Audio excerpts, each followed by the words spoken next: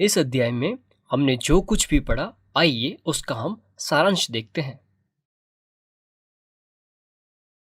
हमने पढ़ा है केंद्रीय प्रवृत्ति के 3 मापक होते हैं। पहला माध्य, दूसरा माध्यक और तीसरा बहुलक। सबसे पहले माध्य का दोहरान करते हैं।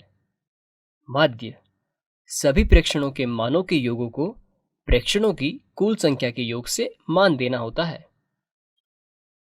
यहाँ पर हमने पढ़ा अवर्गीकृत आंकड़ों का माध्य और वर्गीकृत आंकड़ों का माध्य। अब हम देखते हैं अवर्गीकृत आंकड़ों का माध्य, जिसमें हमने पढ़ा बारंबारता, यानी किसी एक घटना की आवृत्तियों की संख्या होती है बारंबारता। और हम इसे लिख सकते हैं x बार बराबर f1x1 प्लस f2x2 प्लस ऐसे करके fn xn तक बटे f1 प्लस f2 प्लस ऐसे करते हुए fn तक, जिसे हम और संक्षेप में लिख सकते हैं x बार बराबर सिग्मा fi xi, यहाँ पर i बराबर 1 से लेके n तक के बटे सिग्मा fi, और यहाँ पर i बराबर 1 से n तक है। अब हम देखते हैं वर्गीकृत आंकड़ों का माध्य। जैसा कि हमने पढ़ रखा है, यहाँ पर वर्ग अंतराल लेना होता है, जिसमें ऊपरी वर्ग सीमा और निचली वर्ग सीमा होती है। वर्ग चिन्ह, जैसा हमने पढ़ा, वर्ग चिन्ह बराबर ऊपरी वर्ग सीमा प्लस निचली वर्ग सीमा बटे 2 होता है।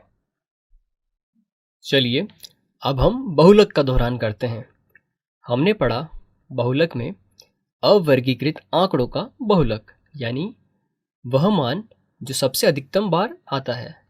और हमने पढ़ा है वर्गीकृत आंकड़ों का बहुलक, यानी बहुलक बराबर L plus f1 minus F note बटे 2f1 minus F note minus f2 गुणा h।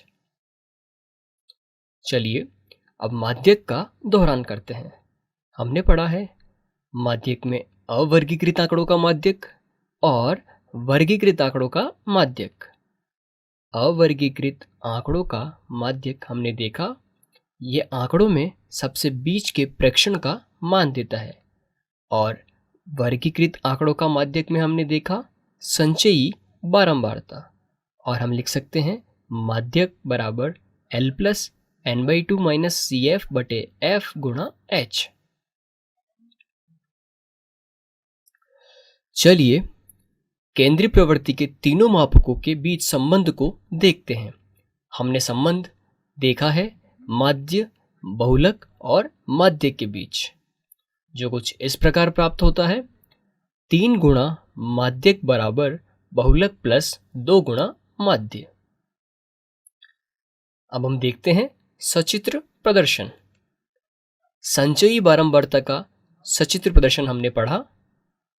सबसे पहला हमने देखा सेकम प्रकार का, जिसका चित्र कुछ इस प्रकार होता है, और दूसरा हमने पढ़ा से ज्यादा प्रकार का, जिसका चित्र कुछ इस प्रकार होता है।